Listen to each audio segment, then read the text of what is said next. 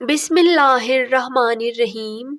مکہ مکرمہ میں ولید نامی ایک کافر رہتا تھا جس کے پاس ایک سونے کا بت تھا جسے وہ پوجا کرتا تھا۔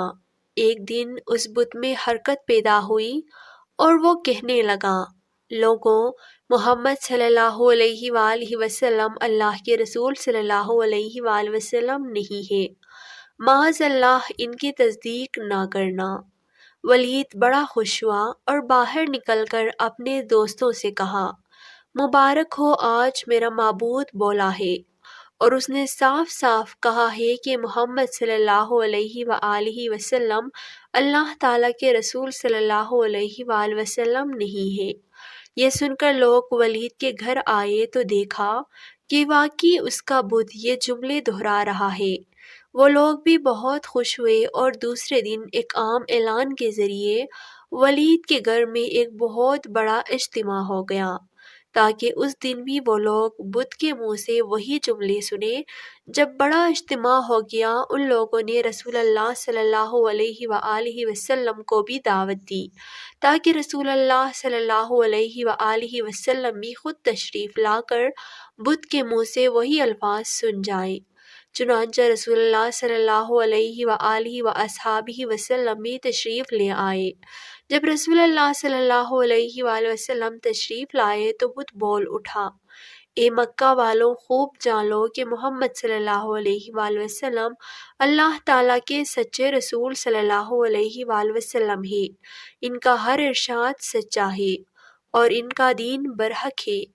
تم اور تمہارے بت جھوٹے ہیں، گمراہ اور گمراہ کرنے والے ہیں۔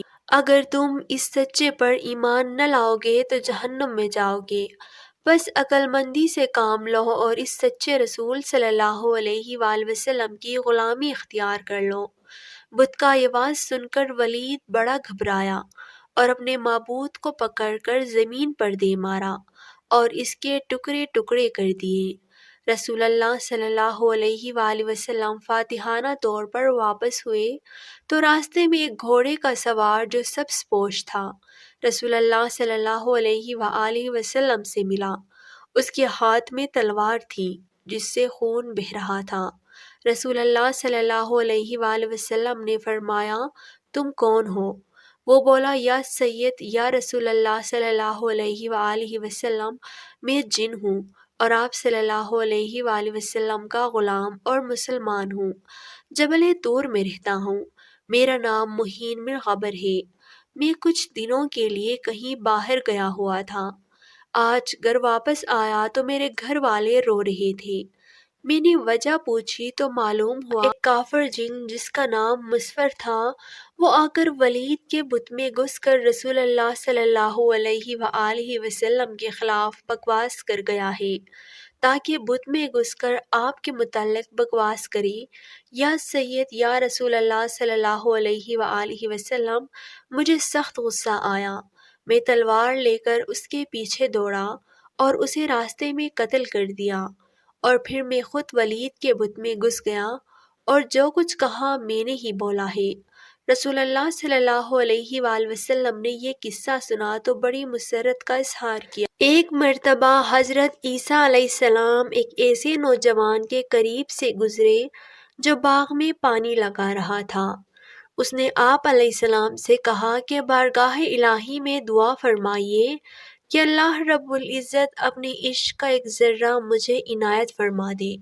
حضرت عیسیٰ علیہ السلام نے فرمایا کہ ایک ذرہ تو بہت ہے، تم اس کو برداشت کرنے کی صلاحیت نہیں رکھتے۔ اس نے کہا کہ صرف نصف ذرہ ہی عطا فرما دے۔ اس پر حضرت عیسیٰ علیہ السلام نے پروردگار عالم سے دعا مانگی، یا اللہ، اسے اپنے عشق کا نصف ذرہ رحمت عطا فرما دے۔ یہ دعا مانگنے کے بعد آپ وہاں سے تشریف لے گئے۔